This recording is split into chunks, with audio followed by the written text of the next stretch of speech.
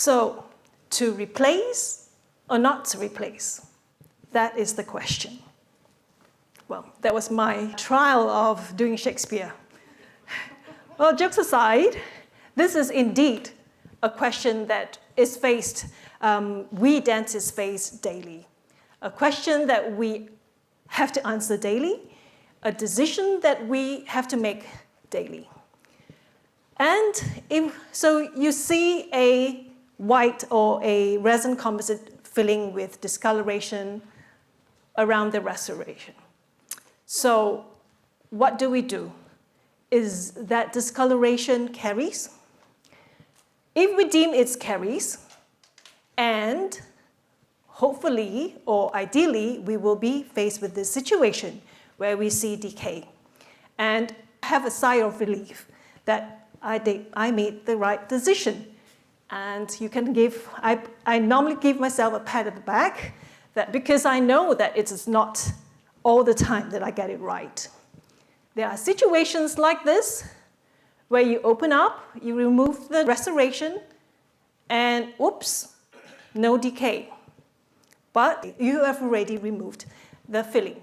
So you have to put in a filling, a new filling, and depending on the practice that you are at, you may or may not charge the patient.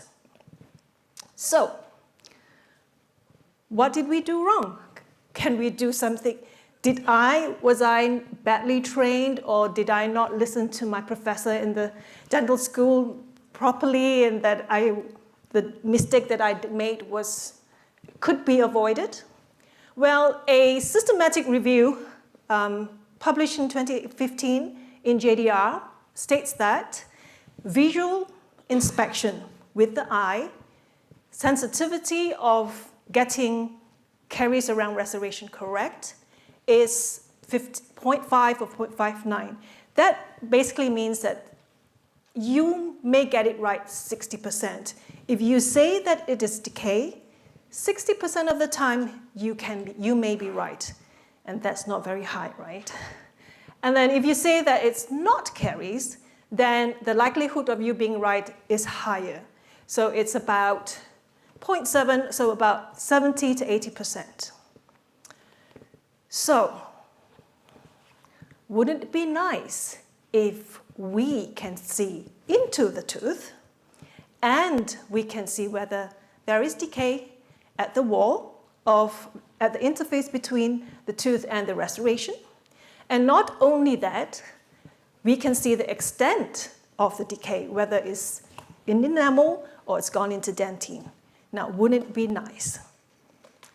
Well, the wish may be lurking at the horizon. Optical Coherence Tomography, or OCT, it's an optical technique that uses light wave rather than sound wave to give images of internal structures, and it is non-ionizing. So unlike radiograph, it is non-ionizing, and it is capable of producing quite high resolution, spatial high resolution scans, although the only limitation is that its penetration depth isn't that great. So in a tooth, in enamel, the penetration depth is around 1 to 2 millimeters. So I'm going to give you an example. This is a tooth, a picture of the tooth, and a filling placed in the front of the tooth. And this is an OCT scan, what we call the surface view of the OCT scan. And you can see the outline of the restoration or the filling right in the center. And then what is unique with OCT is that it then can also gives us a cross-section of what you scanned. And this is a cross-section cut right in the center, and you can see the outline of the restoration in the center, and then the tooth by its side. The one on the higher top one is the one in enamel, and the one lower down is in dentine.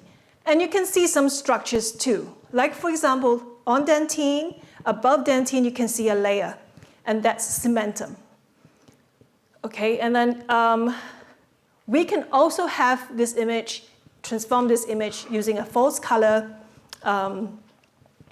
transformation, and that gives us a little bit more contrast. For example, if there is demineralization or caries on the tooth, you can see it better. For example, on enamel, the surface that is higher, you can see a layer of red pixels, and that's indicative of decay. So let's then move to our topic right today, caries around restoration.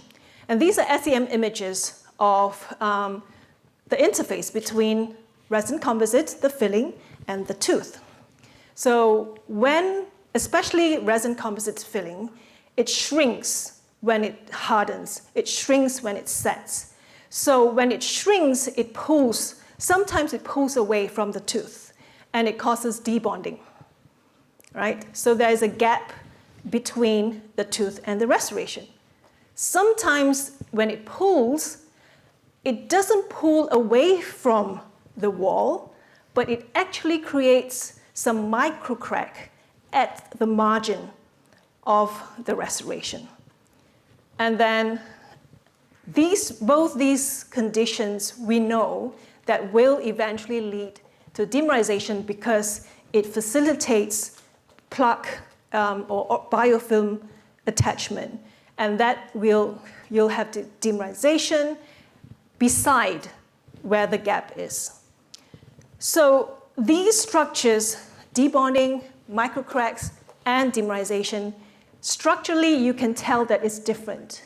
And because structurally it's different, it will produce different optical patterns because of the different structure.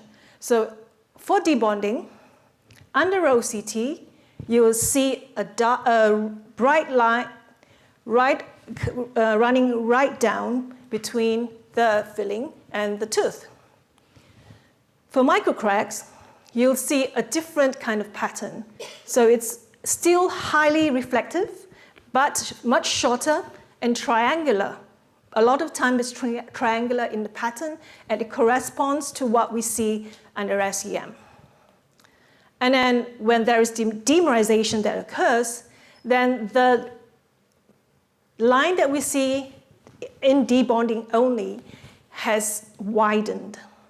So you see a widened, long, high-intensity areas.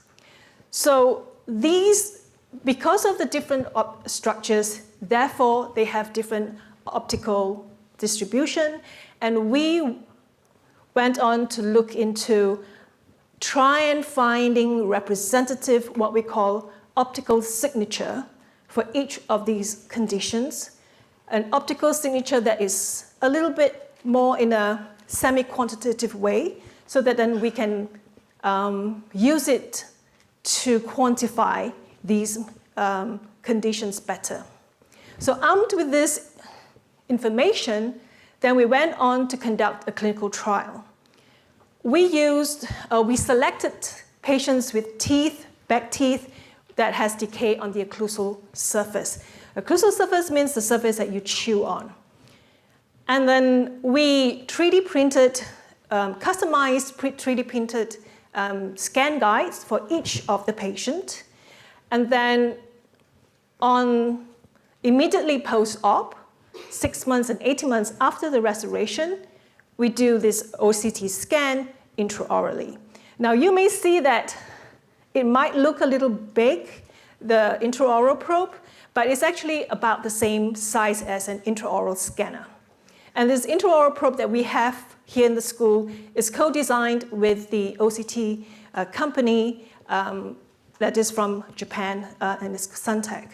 And I wanted to show this is a real-time scanned interval of a molar. And it's round about 13 seconds, less than 13 seconds, okay? So it's actually quite quick. So to do 4 teeth, to scan 4 teeth, it's less than a minute. And this is just a result, an example of one of our cases. So this is a lower molar with decay in the center. And on the bottom is the restoration that we made for the tooth. And in the other side, you see a top view OCT scan of that restoration. And I would like to show a video where we could 3D move the scans, and you can see this cusp slopes and the outline of the restoration.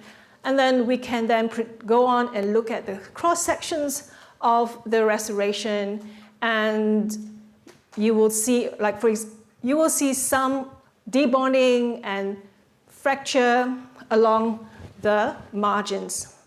And this is what we use in our clinical trial, and we have some interesting studies, results in that, but this is not within today's scope. But I would like to circle back to this question, to replace or not to replace.